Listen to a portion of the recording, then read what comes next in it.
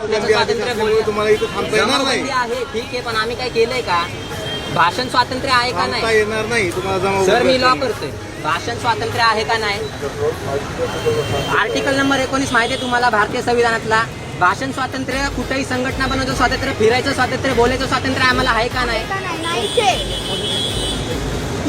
असं काय घडलं असेल की एका तरुणाला सरकारला संविधान शिकवायला लागतं? तर म्हणजे गेले कित्येक दिवस झाले CJBचा प्रोटेस्ट चालू आहे, जेनझीचं आंदोलन चालू आहे आपण ज्याला म्हणतोय. त्यांच्या काय मागण्या आहेत ते सांगतायत, वेगवेगळे पोस्टर्स तयार करतायत, वेगवेगळे स्लोगन्स तयार करतायत, नारेबाजी करतायत. तर ह्यामागे त्यांचं काय एम आहे की फक्त धर्मेंद्र प्रधान यांनी राजीनामा द्यावा? तर त्यातलाच एक मुलगा आहे आपल्याकडे, दीपांकर. तो सध्या खूप व्हायरल होतोय. आपण थेट त्याच्याशीच बोलूया की नक्की तिथे घडलं काय होतं.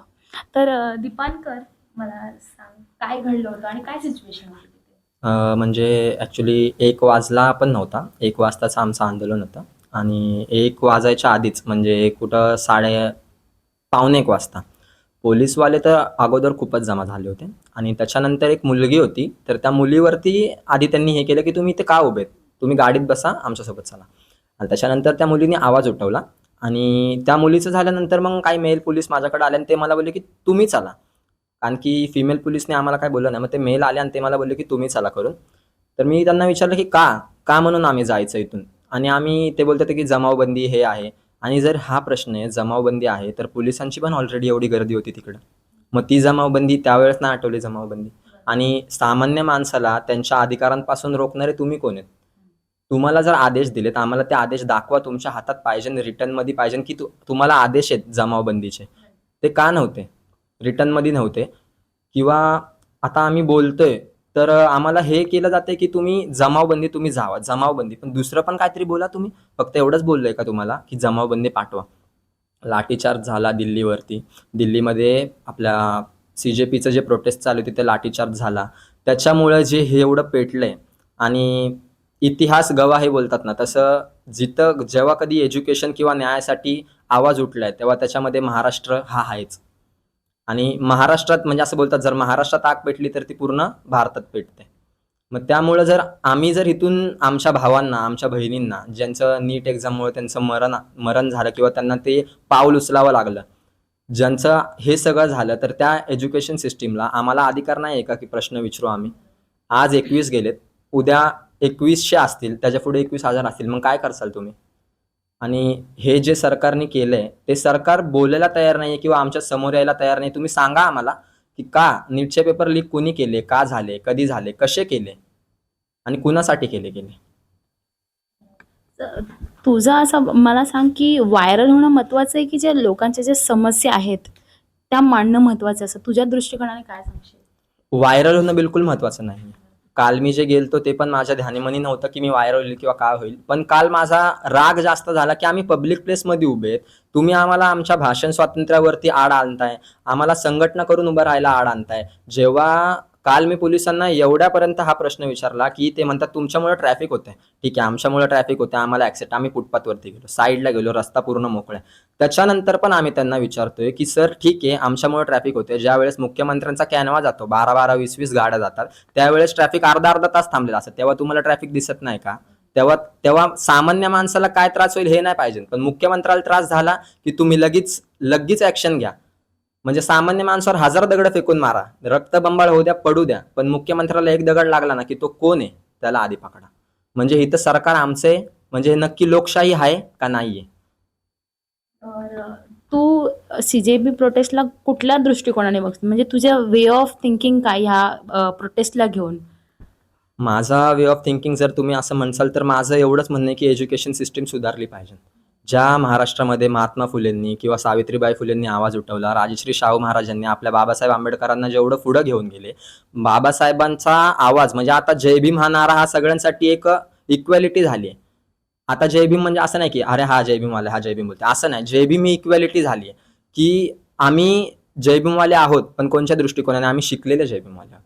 बाबासाहेबांचं नेहमी एक वाक्य खूप फेमस आहे, ते शिका, संघटित व्हा, संघर्ष करा. आम्ही शिकलेलो आहोत, संघटित झालोय आणि संघर्ष करतोय, तर तुम्ही कोण आहेत आम्हाला अडवणारे?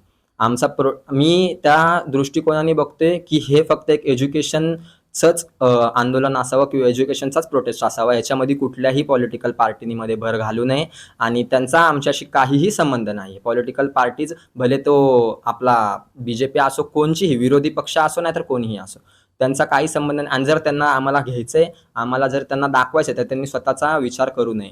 त्यांनी खरंच स्टुडंटसाठी उभं राहावं, तर आम्ही त्यांच्यासोबत त्यांना म्हणजे असं समजू की त्यांनी खरं आम्हाला सपोर्ट केला.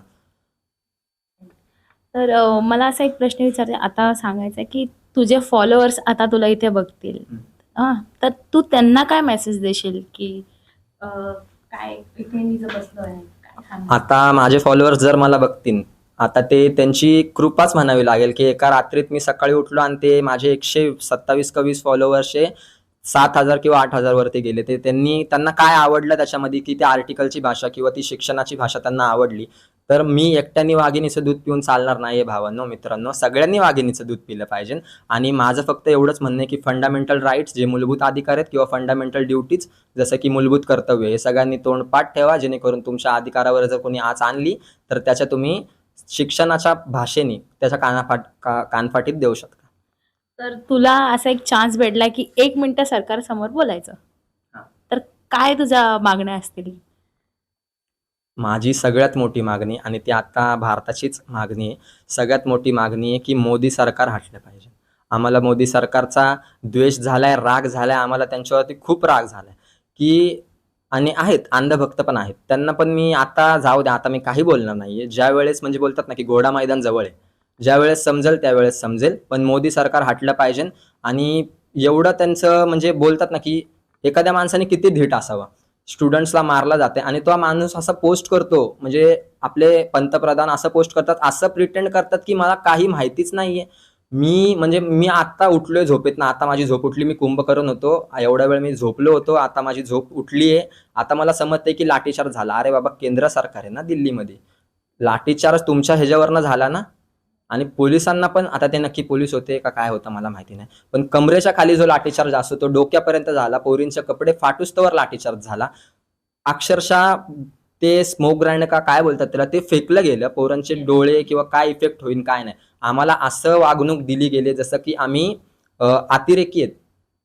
म्हणजे तुम्ही ब्रिटिश गव्हर्नमेंट परत फॉलो करताय का? असं काय आहे का? मग आम्हाला पण परत तसं वागायला. आणि जर दुसरी गोष्ट म्हणजे आम्हाला काल एक बोलण्यात आली की तुमचं जर आंदोलन पीसफुल आहे, हे खूप मला म्हणजे राग पण आला आणि फनी पण वाटलं की माणसांची ही प्रवृत्ती असू शकते. दुसरं गोष्ट म्हणजे आम्हाला बोलण्यात आली की तुमचं आंदोलन जर पीसफुल आहे तर भगतसिंग आणि छत्रपती शिवाजी महाराजांचं नाव घेण्याचं कारण काय? तर त्याच्यावरती मला उत्तर मी दिलतं, पण आय गेस ते कॅप्चर नाही झालं. त्याचं उत्तर असं आहे की हा महाराष्ट्र आहे आणि महाराष्ट्राचा बॅकबोन हे छत्रपती शिवाजी महाराज, छत्रपती संभाजी महाराज आहेत. आणि त्यांचं नाव घेतल्याशिवाय हिथं एक झाडाचं पान, म्हणजे हा सह्याद्री त्यांचा आहे, हा अख्खा महाराष्ट्र त्यांचा आहे, त्यांच्याशिवाय काहीही इथं हालत नाही. आणि हे तर आहेच, महाराजांचा पण अपमान केलेला आहे त्यांनी, त्यामुळे त्यांना काही फरक पडत नाही. महाराजांचा अपमानच झाला हा की महाराजांचं नाव पण आम्ही घेऊ शकत नाही. पीसफुल प्रोटेस्ट आहे तर काय झालं, महाराजांचं नाव घेऊ आयडल आहेत ते आमचे. भगतसिंग आयडल आहे आमचा. महात्मा गांधी जेवढे इम्पॉर्टंट आहेत तेवढेच भगतसिंग, राजगुरू, सुखदेव, आणि जे पण आपले इन्कलाब जिंदाबाद हा एक क्रांतिकारी नारा आहे, तर ते स्टुडंटने आता घेतलेलं आहे हातामध्ये की हा आम्हाला पुढे घेऊन जायचं आहे प्रोटेस्ट. भगतसिंगनी जे केलं तेच आम्ही पण करू जर उद्या आमच्यावरती बळजबरी करण्यात आली. कारण की आम्ही एक गाल पुढे केला तर दुसरा गाल पण पुढे करू अशातले नाहीयेत. जर ह्या गालावर पडली तर आम्ही उलटा हात देणार, कारण की आम्ही स्टुडंट्स आहेत, आम्ही युथ्स आहेत आणि तुम्हाला ऐकून घ्यावं लागेल. खूप खूप धन्यवाद. तर आपण पाहिलं की त्यांच्या फक्त एवढ्याच मागणी आहेत की आम्ही पीसफुलनी चाललोय, पीसफुल प्रोटेस्ट करतोय, तर तुम्ही पण आमच्या ज्या मागण्या आहेत त्या पूर्ण करा. आणि जे काही चाललेलं आहे समाजात ते पॉलिटिक्स नका मिक्स करू. इथे फक्त स्टुडंटचा विषय आहे, स्टुडंटला न्याय देण्याचा विषय आहे, ते फक्त तेवढंच व्हायला हवं आहे. आणि जसं की दीपांकर बोला की मी छत्रपती शिवाजी महाराजांच्या विचारांचे आहोत, शाहू फुले यांच्या विचारांवर चालणारे आहोत. तर तसंच आपण बघतोय की आत्ताचा जो यूथ आहे तो काय फक्त म्हणजे तुम्ही पॉलिटिक्स आणाल मध्ये याचा विचार नाही आहे. तर फक्त यांचा एवढा विषय आहे की आम्हाला न्याय द्या आणि जे काही असेल ते लवकरात लवकर झालं पाहिजे. तुम्हाला जर व्हिडिओ आवडला असेल तर आमच्या चॅनल मॅक्स महाराष्ट्राला नक्कीच लाईक, शेअर आणि सबस्क्राईब करा.